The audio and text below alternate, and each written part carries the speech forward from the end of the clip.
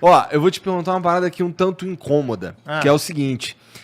A gente vive, de fato, numa situação de polarização. A gente tem Lula e Bolsonaro, são dois extremos que estão ali brigando o tempo inteiro, não sei o quê, e fala-se muito numa terceira via, que é mais ou menos onde você está tentando se encaixar ali. A gente tem, tentando se encaixar nessa terceira via aí, outras pessoas como o Ciro Gomes, por exemplo. Uma das... Eu confesso que eu via uma maior chance de sucesso na terceira via se houvesse aí uma unificação, sabe? Porque, ó, e aqui eu não sou analista político, mas assim, se a gente tem mais de uma opção forte nessa terceira via, a gente meio que divide e é bom pro Lula e pro Bolsonaro, ou eu tô falando merda? Não, você tá totalmente correto. Pode ser... Essa é uma percepção geral. No fundo, assim, Lula e Bolsonaro precisam de um de outro. Sim. O pessoal fala assim, por que o Lula voltou? Tudo bem, o STF cometeu um grande erro, né? Isso eu fico muito indignado também, acompanhei isso lá. Decisão injustificável, com tudo que a gente conhece lá dos escândalos de corrupção do PT. Tem precedente isso, não? Olha, eu nunca vi isso na história. Eu vi gente assim ter processo revisto porque foi descoberto que é inocente, foi preso injustamente e tal, mas eu nunca vi alguém que foi condenado por corrupção, e não foi só por mim. Porque... Se é suspeito no caso Lula, é conversa fiada, porque isso foi reafirmado por vários outros. Foi confirmado por... Tá, se eu... Vamos supor que se eu tivesse... Não gostava do Lula e por isso que eu condenei ele. Tá, mas e o tribunal lá em Porto Alegre, que condenou ele? Eles também não gostavam do Lula. Era tudo um complô da CIA. Complô da CIA, né? Então. Aí, tá, mas ele colocaram o Lula de volta na jogada. Mas quem que criou o ambiente para que o Lula voltasse e tivesse hoje aí concorrendo? É o Bolsonaro. O Lula hoje é filho do Bolsonaro. Né? Por quê? Porque o Bolsonaro enfraqueceu o combate à corrupção, dando a oportunidade para essa revanche contra a Lava Jato, tá? Me tirou do governo porque não concordava. Ele mesmo falou, você tem que sair. Ele falou esses dias, o Moro tinha que sair porque ele não concordava lá em proteger minha família contra a Receita Federal, contra a Polícia Federal. Agora imagina você, né? Juiz da Lava Jato. Isso? Ele falou publicamente. Agora, faz, sei lá, 2 meses, ele falou isso publicamente. Tá lá. Parece um absurdo, eu não vi isso, mas... Tá lá, cara. Se puder, pô, a gente pode se elucidar aqui. Não, mas vai demorar, relaxa, fala aí. Tá, não, tem que procurar, pesquisar. Mas faz o quê? Eu fui dar uma entrevista um dia numa rádio lá no Rio de Janeiro e apareceu essa notícia no dia, que ele falou isso, o Moro não me protegia da Receita Federal, não protegia minha família, do COAF, assim, meu Deus, né? Imagina você, juiz Lava Jato, você foi criado, né? Você foi criado sabendo que tem que fazer a coisa certa, você tem todo aquele trabalho para não proteger ninguém de investigação de corrupção. Você quer um país melhor. E o cara chega para você e fala que você falhou com ele porque não protegeu a família dele de investigação, de rachadinha. A gente não está falando que a família dele está sendo perseguida injustamente.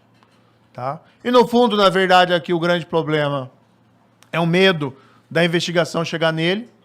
Afinal, era gente ligada a ele. O Queiroz é um amigo dele. É um cara ligado a ele. Tipo, é suposição isso.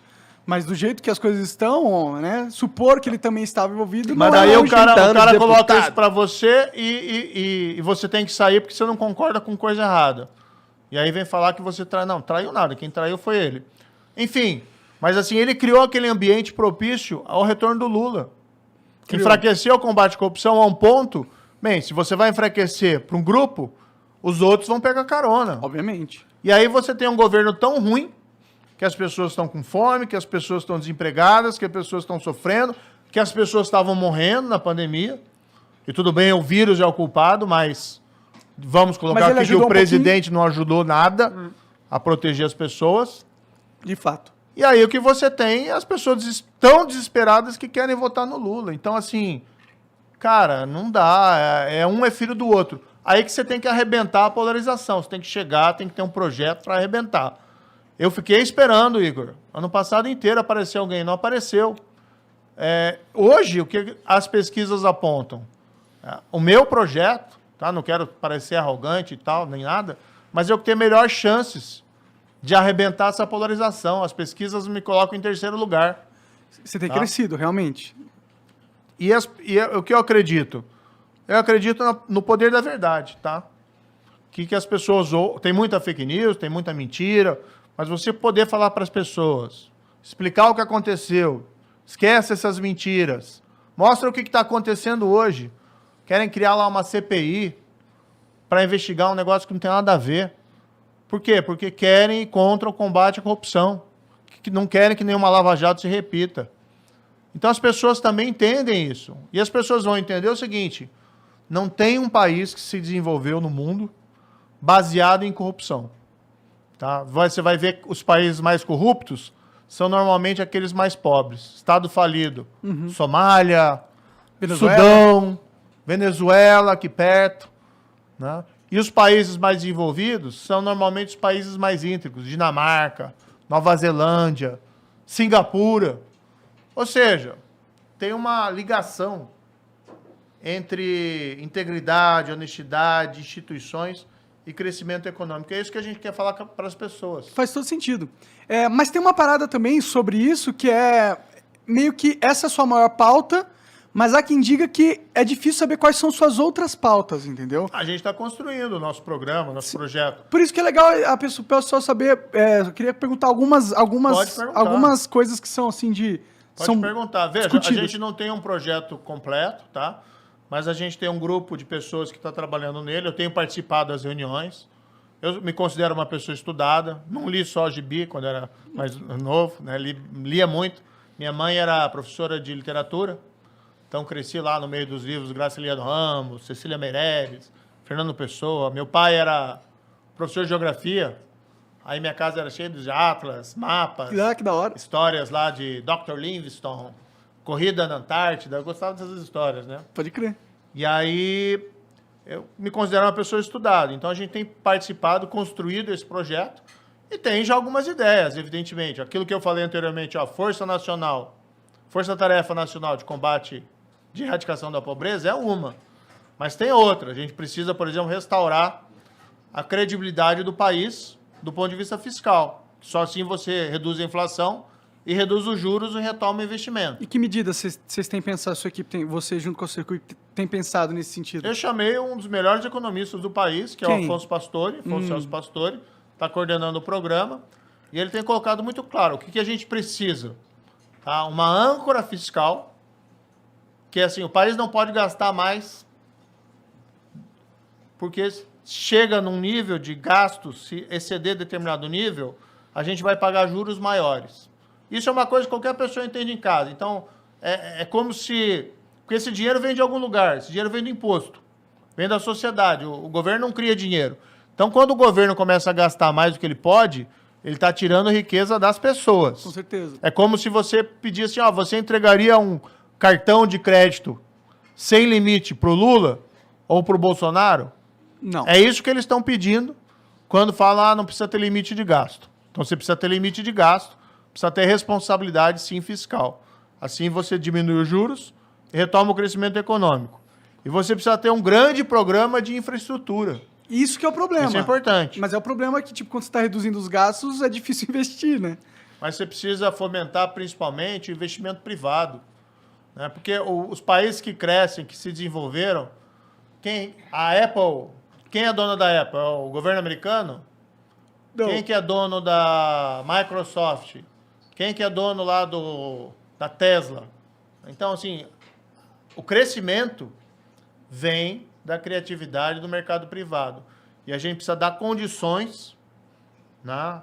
Lei, império da lei, aquilo que eu falei, segurança, confiança, para crescer. Aí você gera emprego, aí você consegue aumentar salário. Você tem que ter política também, como mencionei, educação, saúde, de qualidade. Você tem que diminuir as desigualdades sociais. Isso é política social. Mas isso não muda o fato de que países que basearam o seu modelo de crescimento em investimento público apenas não deram certo. Porque também isso gera corrupção, isso gera déficit. Mas a gente teve casos onde o investimento público ajudou muito países a saírem de crises, né? Você tem o New Deal ali dos Estados Unidos, que é usado como grande exemplo, né? Que foi um pacto de grande investimento público em infraestrutura, né? É porque será que tem dinheiro, ainda mais no mercado privado brasileiro? Você teria que pedir para o internacional, né? Para investir, né? E na infraestrutura tem muito brasileira. dinheiro por aí. Veja, você tem... Hoje não vem dinheiro para o país, por quê? Porque você tem um problema de meio ambiente, principalmente. Os países pensam que o Brasil é um vilão, né? Que está querendo destruir a floresta amazônica. Sim. Não é bem verdade, tá? Embora tenha descontrole nessa área, a gente precisa melhorar isso, acabar, tem que ter desmatamento ilegal zero e encontrar oportunidades de desenvolvimento para a população local. Sim. Agora, não pode ter um presidente xingando a esposa do presidente francês. Então, assim, tem coisas que são regras civilizatórias básicas. Quando o Bolsonaro... É diplomacia, né, cara? Você não vai criar um inimigo de um grande poder que você tem relações comerciais muito importantes. Isso é totalmente desnecessário. Você não precisa xingar a mulher do cara, tá ligado? Não, olha, eu não sou expert em diplomacia. Mas assim, convenhamos, né? Porra, tá de brincadeira. Você né? colocar um Bolsonaro e um diplomata na mesma sala, os caras se matam, velho. Então,